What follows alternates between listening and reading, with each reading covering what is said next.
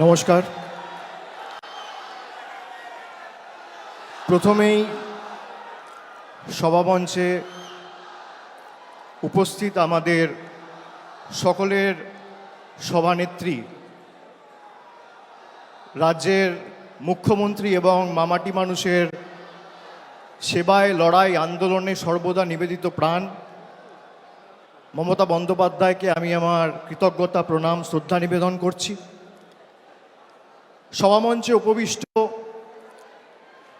প্রত্যেক নেতৃবৃন্দ যারা রয়েছেন, বিধায়ক, সাংসদ, মন্ত্রী থেকে শুরু করে তৃণমূল কংগ্রেস সমর্থক যারা এসছেন, উত্তরের একদম কুচবিহার থেকে শুরু করে দক্ষিণের কাকদ্বীপ অবধি সর্বস্তরের নির্বাচিত জনপ্রতিনিধিরা রয়েছেন, ব্লকের সভাপতিরা রয়েছেন, শাখা সংগঠনের দায়িত্বে যারা রয়েছেন তারা রয়েছেন, পুরসভার কাউন্সিলররা রয়েছেন, টাউন প্রেসিডেন্টরা রয়েছেন, শাখা সংগঠনের প্রধানরা রয়েছেন।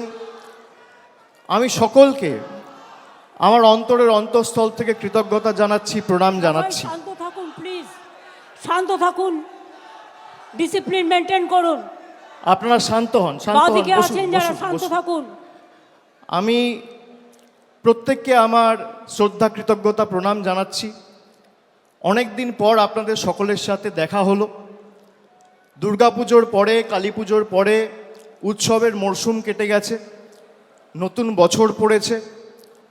আপনাদের মধ্যে অনেকের সাথেই আমার দেখা হয়নি। আজকে আপনারা এই দলের সর্বস্তরের যে কর্মী সভা, এই কর্মী সভায় উপস্থিত হয়ে আমাদের কথা শোনার জন্য এসছেন এবং সর্বোপরি আমাদের নেত্রী মমতা বন্দ্যোপাধ্যায়ের নির্দেশ মননে গ্রহণ করে বাস্তবে রূপায়ণ করার জন্য আপনারা অনেক দূর দূরান্ত থেকে এসে পৌঁছেছেন।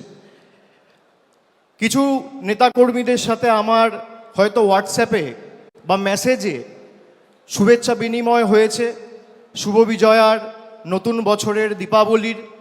কিন্তু এই প্রথম আপনাদের সাথে পুজোর পরে, উৎসবের পরে দেখা হলো।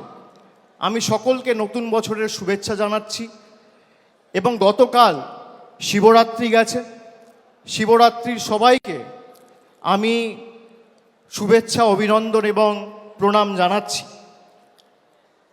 আপনারা যদি ভেবে দেখেন, আজ থেকে ঠিক 1 বছর আগে, আজকের তারিখটা হচ্ছে 27শে ফেব্রুয়ারি, আজ থেকে ঠিক 1 বছর আগে 27শে ফেব্রুয়ারি 2024 সালে বাংলায় কি পরিস্থিতি ছিল এবং কিভাবে বসিরহাটের একটা ঘটনাকে কেন্দ্র করে সারা ভারতবর্ষ জুড়ে বাংলাকে কলুষিত এবং কালিমালিপ্ত করার যে ঘৃণ্য চক্রান্ত ভারতীয় জনতা পার্টি, সিপিএম, কংগ্রেস এবং সংবাদ মাধ্যমের একাংশ রচিত করেছিল, তার যোগ্য জবাব বাংলার প্রায় 10.5 কোটি, 11 কোটি মানুষ 2024-এর লোকসভা নির্বাচনে তৃণমূল কংগ্রেসকে 29টা আসনে জিতিয়ে দিয়েছেন।